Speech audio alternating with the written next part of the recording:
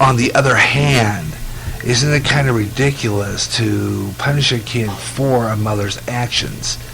I think that's kind of ridiculous to even think that this school went into the child's, to the mother's private page to get this information. You know, come on now. I mean, where's the privacy in America? Is that what we're coming up to? Is this Big Brother watching?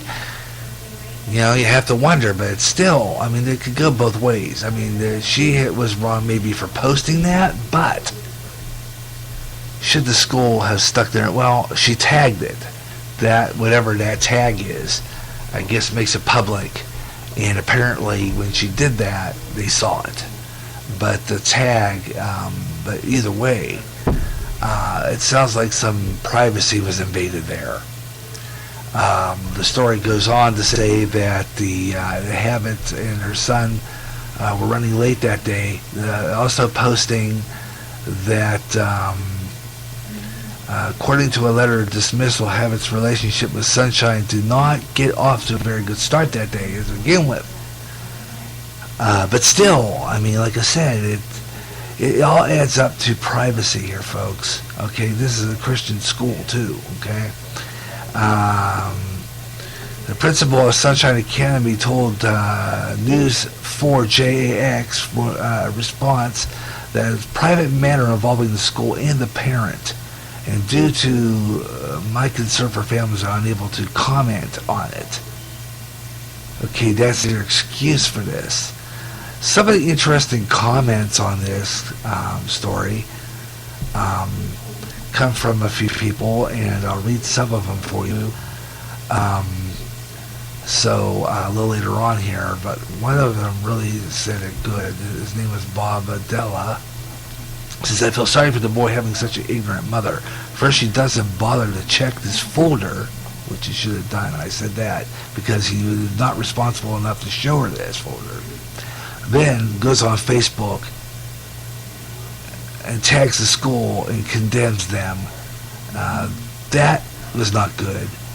And why is it, you know, this whole posting? Now, one other person posted that she tagged the school in her post. She did not intend to be intended to be read only by her friends. She intended to have it read by anyone who was on the school page. The mother using using her son to get attention. Okay, there's some input here. They got some good points there. Okay, so I think that the fault go three ways on this one. The parents, the mother should have not griped on her personal page, even though I believe that the school should have not read it because that was a personal posting. But on the other hand, she should have been careful how she said that, because I don't know. Nowadays, I guess the freedom of speech is out the window, and in this case, it sounds like it. Freedom of speech is out the window in this case, but I still say that it could go four ways. Her son should have been more responsible to show her the folder. Because I know we used to get notes from school about certain things going on, and we had to show our parents that note right away. So, I mean, you know, you have to look at it at different perspectives. And apparently, that's not what happened here. Okay? Apparently. She should have been more careful about what she posted. But on the other hand, I think the school should have not stuck their nose in her personal posting as well. So that's how I see it. In page 2, coming up on Gary J's News and Comment today, I'll talk about some of the news going on about Ukraine troops battling the South. Also, a story very interesting. I got this from WTAE out of Pittsburgh. Fascinating story about a document that was found by a guy who runs one of them pawn shops. He came in with a document that was signed by our nation's 16th president, Abraham Lincoln. And to go to find out that it has some authenticity, that document signed by Abraham Lincoln actually was real. It's actually real, okay? This is a fascinating story, and I got that one coming up. Also coming up, we're going to talk about a story that was kind of funny. You saw this on the news last night, a bit of it.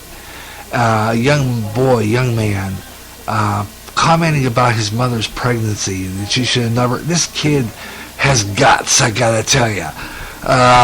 We'll talk about this one coming up, and it's all a lot more coming up in page 2 of Gary J's News and Comment. Gary J's Choose News and Comment here on GJRB. Well, you know what? Monday, folks. Monday, September 1st, starts a new schedule on MeTV. That's right, new schedule. Great shows like Chips. Heart returns along with Cheers. And on the weekend, Superman starts. Sci-Fi Saturday night. Yeah. A week from next Saturday. Next Saturday, Superman starts Sci-Fi Saturday nights. The original Superman starring Christopher Reeve. The black and white ones. They're awesome. I haven't seen these in years. Can't wait. And, of course, The Man from U.N.C.L.E. on Sunday nights. And the Andy Griffith Show, weeknights at 8, 7 Central. Tune in to the schedule. Starts Monday on MeTV. For details on their website, you can look at their schedule, their new schedules on their website, www.metv.com. That's Memorable Entertainment Television. MeTV. All right, page 2. Gary J's News and Comment comes out of a story that is going on. Let's see here. I'm going to open it up here. Story going on. This next story deals with the war drums. Stories coming out of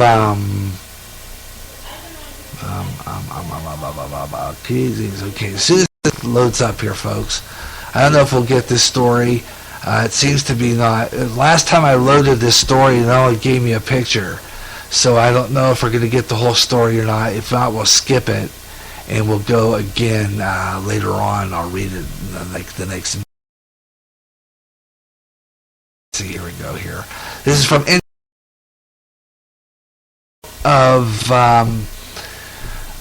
Ukraine. Fighting continues there in Ukraine. Western officials say that the Russian troops worsened early. Of a Ukraine that the Russian invasion of their territory has begun. Ukrainian officials say that Ukraine troops are continuing to battle combined Russian and separatist forces on a new southern front around the border town of Novozovsk. Try to pronounce that right.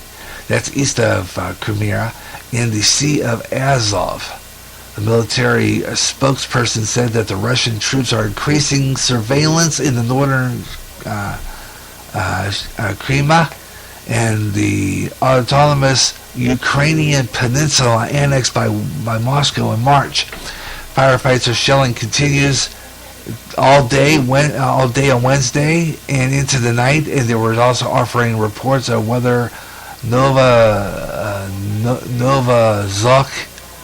previously quiet border town, have fallen to Russians-backed separatists, and Russian troops and their allies do control the villages north of there.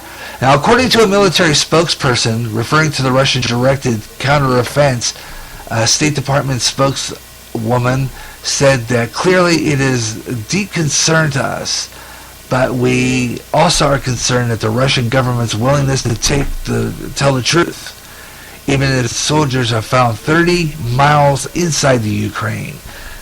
Now, there's widespread reports of Russian troops' movements and fighting in the Ukraine provoked renewed criticism of the North Atlantic Treaty Organization, and whose Secretary General said in the interview with British reporters Wednesday that they'll deploy forces in new bases in the Eastern Europe for the first time.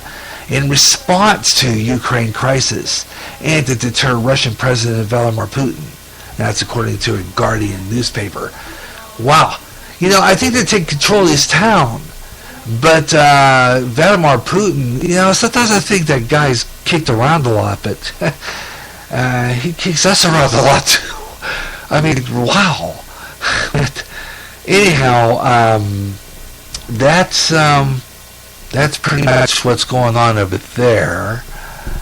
All right, and we're headed now into our next story. But I think what I'm going to do is I'm going to take our program break right now, and we're going to conclude Gary J's news and commentary with some interesting stories coming up, including Abe Lincoln's signature and a story about a kid who rants about his mother's pregnancy. This kid had a lot of nerve, I'm telling you. He had guts. Holy moly, I mean, come on. We're going to talk about that, and also more good stuff right here on the Gary Russen Program. Coming up with our news and comment continues here on GJRB Online, and we'll have more stories on that Lincoln story. Got that coming up, and the kid ranting, and a story about a woman in Pennsylvania who spotted an unusual UFO. Now, I'm going to be talking about this on an upcoming Way Out There. Remember, Way Out There? We haven't had that show on a while. It will be coming back this month, coming up September, here on GJRB Online, so stay tuned for that. Way Out There is coming back in September here on GJRB Online. I'll be giving you our program schedule coming up in the next hour or so, so stay right by your radio for that. I'm Gary J. Russen. You'll see the Gary J's News and Comment, our true news and comment on the Gary Russen Program, and we'll be right back right after this. Recently we lost Robin Williams, an outstanding comedian who suffered a great deal. Let's make sure that suicides like this won't happen to anyone close to us. If you know anybody who may be depressed and are suffering like Robin Williams did, get them help. Call this number, 1-800-273-8255. That is the number of the National Suicide Prevention Lifeline. The call is free and confidential and will be answered by a trained counselor at a local crisis center. The National Suicide Prevention Lifeline can help.